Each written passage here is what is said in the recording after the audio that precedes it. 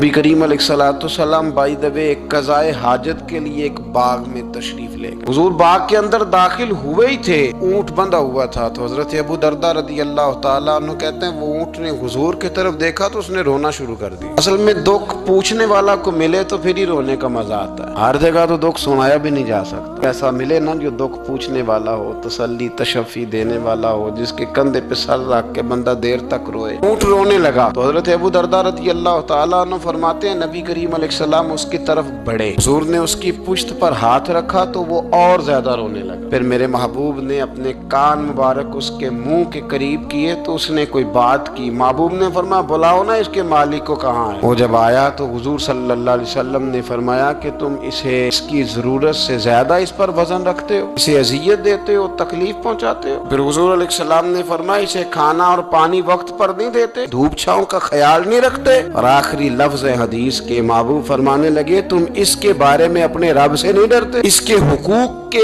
تحفظ کے لحاظ سے تم اللہ کا خوف نہیں رکھتے، وہ تم سے پوچھے گا اس کے بارے میں۔ یہ حدیث حضرت ابو درداء رضی اللہ تعالیٰ عنہ نے سنی ہوئی تھی نا، جب آپ کا اپنا وقت وصال آیا نا تو حضرت ابو درداء نے بھی اونٹ رکھا ہوا تھا۔ جناب ابو درداء رضی اللہ تعالیٰ عنہ نے گھر والوں سے بھی معافیاں مانگی، رشتہ داروں سے بھی، دوستوں سے بھی، تو پھر اونٹ کے سامنے بھی جا کے کھڑے ہو کہنے لگے اونٹ دیکھنا اللہ کی بارگاہ میں میری شکایت نہ کر دینا، اس کے حضور کہہ نہ دینا کہ یا اللہ اس نے میرے حق نہیں ادا کیے۔ فرمایا میں نے کوشش کی ہے تیرے حقوق ادا کرنے کی، اور اگر کہیں کمزوری رہ گئی تو مجھ سے درگزر کرنا۔ یہ انداز تھا ان لوگوں، جن باتوں کا ہمیں پتہ چل چکا ہے اس پر عمل کی بھی تو کوشش ہونی چاہیے۔ تو میرے عزیزوں، جانوروں کے حقوق میرے نبی کریم علیہ الصلوۃ والسلام نے بیان فرمائے۔ سب سے پہلی بات حضور نے یہ بیان کیا کہ جانور کو گالی نہ دو۔ ایک شخص نے ایک مرغ کو گالی دی تھی تو نبی پاک علیہ السلام نے فرمایا اسے گالی نہ دے، یہ تو تجھے آذان کے لیے بیدار کرتا ہے۔ پتہ نہ کچھ نوابزادوں اور شہزادوں کی نیند خراب کرتا ہے مرغا بھی، تو خیر مرغوں نے اذانیں پڑھنی چھوڑ دی۔ تکلیف کی بات ہے، خوشی کی بات نہیں، درد کی بات، یہ اذیت کی بات۔ یعنی وہ وطن بھی کو وطن ہے جس میں اذان کی آواز ہی نہ آئے، وہ دیس بھی کو دیس ہے۔ ہم جا کے اب بسنے لگے ہیں ٹاؤنوں کے اندر، سوسائٹیوں کے اندر، جہاں اذان کی آواز ہی نہیں آتی۔ کچھ جگہ ہے جہاں اذان کی آواز ہی نہ آئے۔ ہمارے ہاں جو غریب لوگ ہوتے ہیں نا، وہ گدا ریڑھی پہ دفعہ سبزی بیچتے ہیں۔ یہ ہمارے آج کل کنو بہت زیادہ ہے مارکیٹ میں، تو میں دیکھتا ہوں کہ سڑک کے اوپر گدے کو بھی کھڑا کیا ہوا، اس لیے کہ اب وہ اسی کے اوپر سارا دن رکھیں گے اس کو، اور شام تک جب تک بکے گا نہیں اس بیچارے کی خلاصی نہیں ہوگی۔ نبی پاک صلی اللہ علیہ وسلم نے فرمایا کہ جانور کو سواری بناؤ، کرسی نہ بناؤ۔ دو صحابہ بیٹھے تھے گھوڑے کے اوپر، ایک ادھر بیٹھا تھا ایک ادھر بیٹھا تھا، دونوں آپس میں باتیں کر رہے تھے۔ جس طرح ہمارے زمانے میں جو نئی کار خریدتا ہے نا، تو اس کا بھی کوئی واقف مل جائے تو وہ روڈ کے اوپر کھڑے ہو کے بات کرتا ہے، کیونکہ روڈ تو اس نے الاٹ کرایا نا اپنے نام۔ تو میرے جیسا آدمی کئی دفعہ پیچھے ہو بھی نا، تو ایک دن بچہ مجھے کہنے لگا کہ زور سے ذرا ہارن دی، تو میں نے کہا یار اس کے پاس نئی دولت آئی ہے تو مطلب اس کو ہارن نہ دے، پتہ نہیں کہاں سے بولے گا، تو اس کا تو کچھ نہیں بگڑے گا، تو ہمارے لیے مسئلہ بنے گا۔ یہ ارج نہیں، اب یہ کھڑا ہے تو کھڑا، یہ اس کو لوگ چودراہٹ سمجھتے ہیں، یہ چودراہٹ نہیں ہوتی، اس سے یہ آپ کے کمزور ہونے کی علامت ہے۔ اس طرح چھوٹا آدمی اس طرح کے کام کرتا ہے، بڑے لوگ تو کسی کو تکلیف ہی نہیں دیتے کیونکہ وہ بڑے ہوتے ہیں۔ تو نبی پاک علیہ السلام نے دیکھا دو غلاموں کو، ایک کے گھوڑے کا منہ ادھر ہے دوسرے کا ادھر ہے، تو آپس میں گفت و شنید کر رہے ہیں۔ میرے رسول کریم علیہ السلام نے وہیں تنبیہ فرمائی، حکم دیا، فرمایا سواریوں کو سواریاں بنایا کرو، کرسیاں نہ بنایا کرو، جب تک چلنا ہو اس پر بیٹھو، اور جب بات کرنی ہو تو گھوڑے سے نیچے اترو، پھر بات کرو تو پھر دوبارہ گھوڑے پہ بیٹھو، کہ اس سے اتنا ہی کام لیا جائے جتنا وہ اس کا بوجھ برداشت کر سکے۔ عبداللہ بن مبارک نے نا کرائے پہ گھوڑا لیا تھا، کرائے پہ سواری لیتے۔ حضرت عبداللہ بن مبارک رحمۃ اللہ تعالیٰ نے ایک شخص سے کرائے پہ گھوڑا لیا کہ مجھے فلاں سفر پہ جانا ہے تو گھوڑا کرائے پہ دے دو۔ اس نے کہا جی کس نے جانا ہے؟ تو آپ فرمانے لگے میرا وجود دیکھ لے، میں نہیں جانا ہے۔ طے ہو گیا، آپ نے گھوڑا اس سے لے لیا۔ جب آپ جانے لگے تو ایک آدمی رستے میں ملا، کہنے لگا حضور کوفے جا رہے ہیں؟ فرمایا ہاں۔ کہنے لگا یہ میرا خط بھی لے جائیے گا، یہ میرا خط ہے، کتنا وزن ہوتا ہے خط کا، یہ میرا خط ہے، فلاں آدمی کو دیجیے گا۔ تو آپ فرمانے لگے تو میرے ساتھ واپس چل گھوڑے کے مالک کے پاس، اگر وہ اجازت دے گا یہ سفر گھوڑے پہ زیادہ رکھنے کا تو میں رکھوں گا، اگر وہ اجازت نہیں دے گا تو میں نہیں رکھوں گا۔ تو وہ آدمی کہنے لگا حضور اتنی چھوٹی باتوں کا کیوں خیال رکھتے ہیں؟ عبداللہ بن مبارک فرمانے لگے اس لیے کہ میں رحمت للعالمین نبی کا ماننے والا ہوں، میرے رسول پاک علیہ السلام رحمت للعالمین ہے، تو میں اتنا بھی ظلم جانور پر کر سکتا ہوں، میں پہلے اجازت لوں گا اس उसके मालिक से, उसके बाद फिर मैं आगे जाऊंगा। तीसरी बात, हुजूर अलैहिस्सलाम ने फरमाया जो जानवर जिस मकसद के लिए पैदा किया गया उसे वही काम लेना, दूसरा काम नहीं लेना जिस मकसद के लिए पैदा किया। घोड़ा, गधा और खच्चर खाना इस्लाम में ज़िबा करके खाना इसलिए जायज नहीं रखा गया कि ये सवारी के जानवर हैं। तो जो सवारी के जानवर होंगे उन्हें ज़िबा करके खाया नहीं जाएगा, उससे सवारी का काम लिया जाएगा। और जो जानवर गोश्त वाले होंगे उनसे गोश्त का काम लिया जाएगा, जो दूध वाले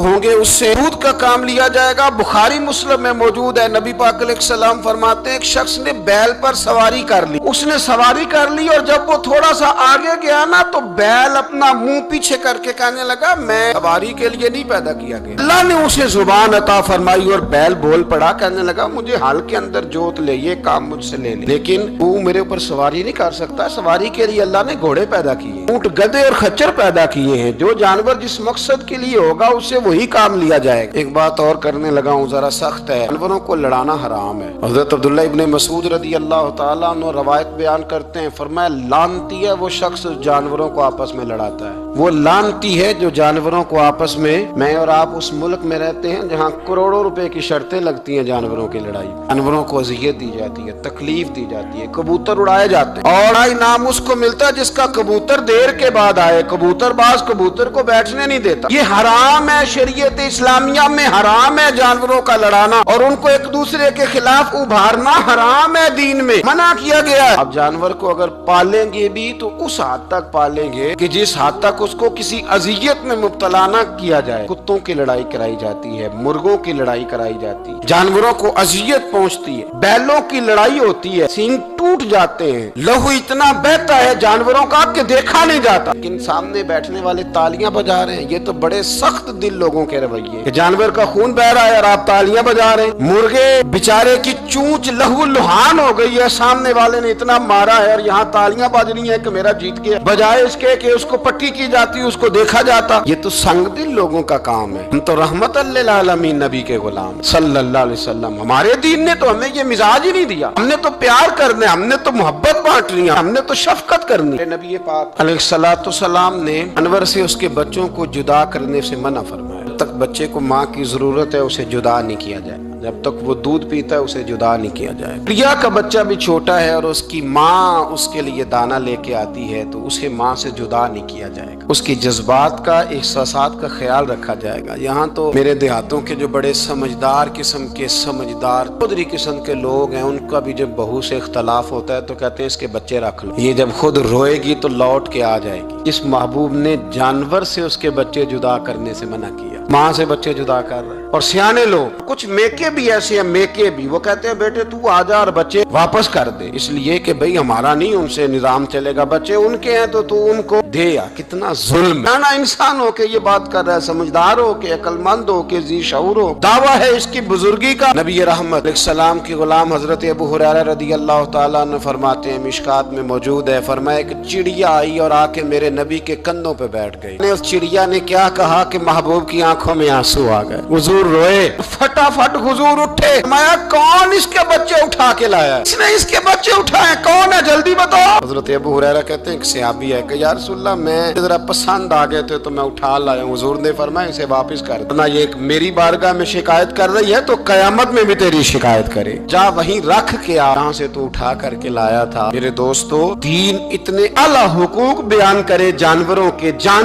और इंसान उससे आगे बढ़ के इंसानों के साथ सलूक करे। हम ना सियासत से बादशाही लेना चाहते हैं, सियासतदानों के अपनी जेब से इश्तिहार छपवा के बादशाही लेना चाहते हैं, डेरा बना के बादशाही लेना, ना ना ना। बादशाही तो रहम करने से मिलती, बादशाही तो शफकत करने से मिलती, बादशाहियां तो अल्लाह की मखलूक से प्यार करने से मिलती। बादशाहियां, इमाम अहमद बिन हंबल रहमतुल्लाह तआला अलैह फरमाते, मैंने एक मुहद्दिस का तज़किरा सुना कि वो मेरे महबूब की हदीसें बयान करते हैं तो कहते हैं मैं शौके इल्म में उनकी बारगाह में पहुंचा, जब मैं गया तो कुत्ते को खाना खिला रहे, मैंने सलाम ली तो उन्होंने जवाब तो दिया पर कोई इतनी तवज्जो तवज्जो नहीं की मेरी तरफ। मेरे दिल में ख्याल आई, मुहद्दिस हैं और कुत्ते के साथ इतना प्यार कर रहे हैं, मेरी तरफ देखा ही नहीं। तो फरमाते हैं वो कुत्ते को खाना खिला के फारिग हुए तो मेरी तरफ देख के कहने लगे, अहमद बिन हम्बल, मेरे इलाके में कुत्ते नहीं रहते, कुत्ते दूसरे शहर में ज्यादा पाए जाते हैं, ये भूखा था तो इधर आ गया था। और तुम्हें हुजूर अलैहिस्सलाम की वो हदीस तो पता होगी, नबी पाक ने फरमाया, जो किसी के साथ उम्मीद लगाए और वो आदमी उसकी उम्मीद पूरी करने पर कादिर हो